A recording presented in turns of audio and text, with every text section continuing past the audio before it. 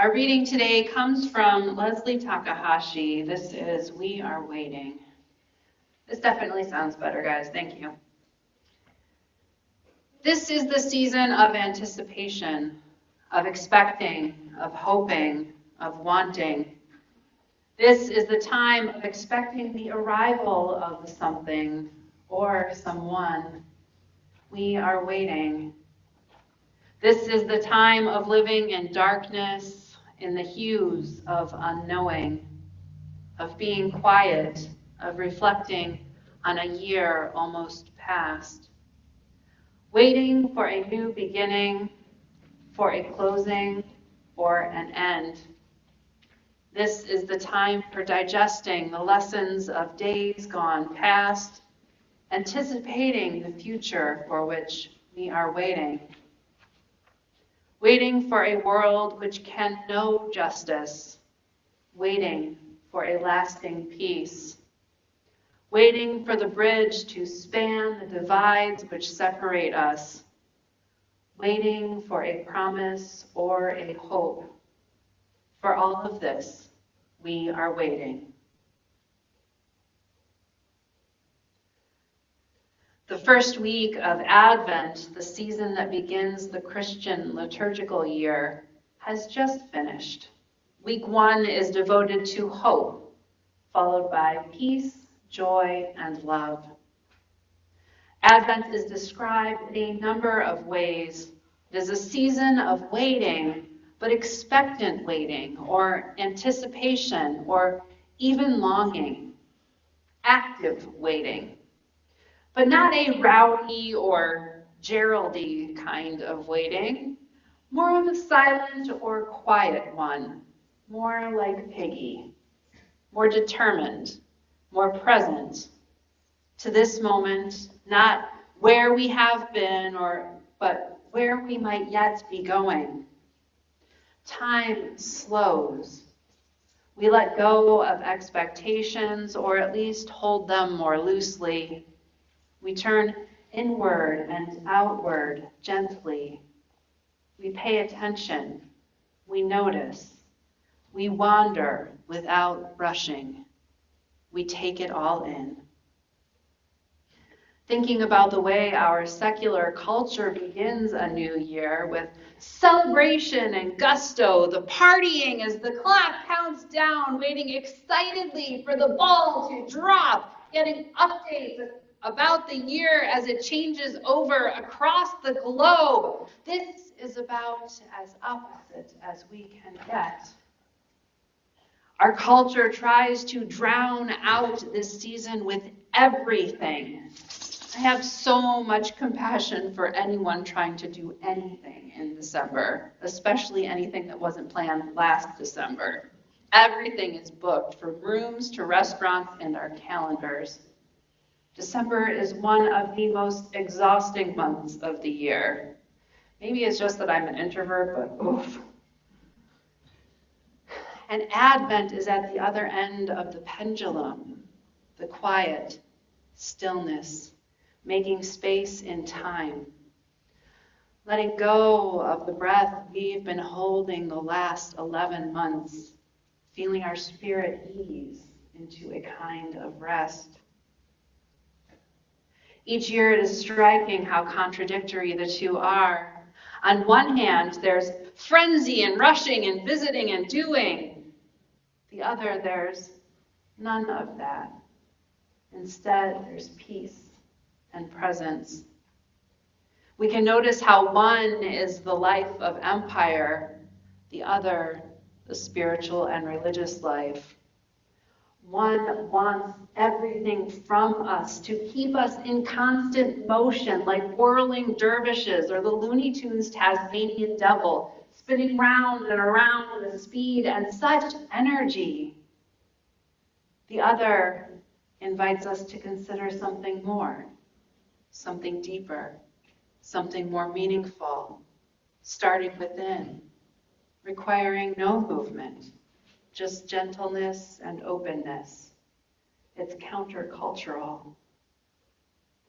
We see this dichotomy elsewhere as the East wing of the White House has been torn down to build a golden ballroom, while at least one college student who traveled for the holidays was arrested and deported, and news has broken of our military being deployed to kill everyone on so-called drug boats. Empire is encroaching into every part of all our lives. Advent is one practice for resistance. Advent gives us a chance to separate ourselves from the constantly breaking news, from the stress that social media, news media, the 10,000 daily emails about shopping and giving and whatever else they're looking for. Good grief, seriously, the amount of emails in this season, and all the other sources that generate praise and distractions in our minds, hearts, spirits, and bodies. It's overwhelming what we do to ourselves in this season. Advent, though, is a kind of unplugging, as it were, when we answer the call. It's a noticing the tension of the outside world and the yearning within for the light of one candle. This week, helping us hold hope. Next week, helping us practice peace, drawing us into ourselves. And maybe, just maybe, we will experience flickers of Kairos, God's time, or maybe Schrodinger's time, where every possible moment is happening all at once. The truth of now and the truth of all that has been and will yet be, occurring all the time in a constant now. The world begs and shouts for our attention, while at least a part of us asks for a walk, or the quiet of coffee or tea and a book, witnessing the beauty of the natural world, the slowing down and savoring of this one precious life we get to live. Advent is a time of preparation. Mary was preparing for her baby to arrive. She is not nesting or setting up his room or getting a baby shower. She could not, as she and her husband-to-be must answer the call of empire, traveling a long ways to register for the census and pay their taxes. But her baby is coming, and soon now. While she is tending her duty to empire, her focus is on the coming child. She said yes to this baby. She could have protested, but she did not. Her preparations might have included reassuring herself that she is up to the challenges that will surely come with bearing a child, and of this particular child, and becoming a mother. Her reach is small. She is poor, young, and carrying a baby who is meant to change the world. Her reach is quite possibly just what she can carry in her arms. How many parents have felt that way? They have so little to offer their child or children, and still they give whatever they can, always hoping for their child or children to have a better life, to hope that what they have been given will be enough. We might wonder about what she knows will be asked of him and how he will get there. We might wonder what she knows of changing the world, how she might counsel him. I wonder if she wondered, or she just knew that what she needed to do was love him with her whole heart, teach him care and gentleness with others, and equally how to dismantle the systems that make empire run and crush us all. I wonder if she thought to learn more than lullabies and faith, or if she ever thought she'd need more than that. I doubt anyone asked her what to expect when you're expecting, let alone what to expect when you're expecting to birth the Messiah. But still, I think she knew everything she needed from her own living. and that is why she was chosen. What she knew would be enough, and everything he would need to do the work he was called to do. We are invited to ask these and other questions during this time of year as we reflect on the needs of the world. How might we use this time to prepare the way? And for what? We youths are not waiting for the Messiah. We are more inclined to believe that, well, let's be honest, no one is coming to save us. That's true geopolitically and spiritually. This is a time when we accept the consequences of our actions and recognize this is our work to do. Maybe it will invite us to go back to the basics, loving our neighbors, yes, even that one, and caring for those most marginalized, the widow and the orphan, yes, as well as the poor, the queer, the disabled, the Black, Indigenous, and other people of color, the undocumented, the incarcerated, the elders, and so on. No one is coming to save us. Our duty is to save ourselves by saving each other. Not every person for themselves, but all of us for all of us. We can only be saved by saving each other. Together is the only way we can all move forward. I'm reminded of the parable of the long spoons. There are many iterations of it. Imagine a group of people who are seated around a hole, and at the center is a bowl of food. They are very hungry and have not eaten in some time. But the spoons each person has are much longer than their arms. Still, they struggle to find a way to feed themselves, working to bring a spoonful to their lips. They continue this for some time until one person realizes that the spoon they have, while too long to feed themselves, is an ideal length for feeding one of their neighbors. That person cannot eat from their own spoon, but they can use their spoon then to feed someone else. And if they all work to feed each other, they will all eat and be satiated. This is a time of uncertainty. We are, many of us, Gerald, and we are waiting for something special to come, and we want to know what, when, where, possibly who, why, and how. If the answer isn't here, now, behold, we get frustrated. In so many ways, we have been trained to faster and faster when anything less than instantaneous is too slow.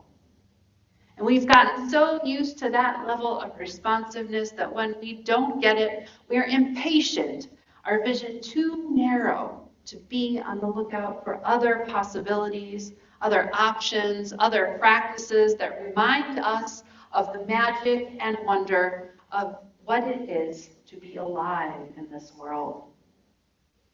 That immediacy isn't the pace of the world. In seminary, we did an exercise once where we considered life from different vantage points. What is time like to a river or a mountain? Can we imagine that scale and scope? How much changes and how slowly to our human mind? This is another viewpoint that invites us to other ideas. We can notice how time means something different now as we ease into Advent, that it can feel more spacious, like we don't want it to end. Like all things, it will have its season. But, liturgical calendars aside, we don't know how or when it will end, when it will transition into the next season, and what that will bring. We are here now, floating, aware of the challenges, but also now the potential. Potential we could not notice when we were racing through empire's mazes, hoping for that prize that is never as rewarding as we think it could be. How will it end? Will we make it until then? We cannot know. For now, what we can do is prepare the way. Prepare ourselves, prepare our communities, make the way for change, for openness, for possibility, for space, for justice. We slow down, take a break from the chaos, breathe deeply. Are we willing to be changed? Let us get to work. I'm going to close with one of my very favorite poems, and the one that strikes me as reflective of this season. This is The Visit by Patricia Netta Gould. The last time I saw Margaret, she had reached the skeletal stage. I rubbed her feet that day, touching death. Feet bumped out with bunions, tipped with twisted toes and curling yellow nails. On her bedside stand, a scrap of paper, the name of one of those TV evangelists who beseech you to feel the healing power of Jesus through the screen. And don't forget to send your generous love gifts. As I drive home on a narrow, curving road, someone tailgates, itching to go faster, not knowing he's flesh and fragile. Slowed by sadness and sick of pressure, I pull onto the gravel shoulder, let him shoot by, and on my right catch sight of a great blue heron standing tall and still in the aisle made by two rows of towering trees. Like a priest in feathered robes, he bows his head 3 times before an altar of mountain bluffs. It's dusk, and the moon, just rising, illuminates his wings as they open in benediction for evening flight. His parting call, stay awake. Holiness may spread its wings for you at any moment. Thank you. If you would please rise and join me in singing our closing hymn, People Look East.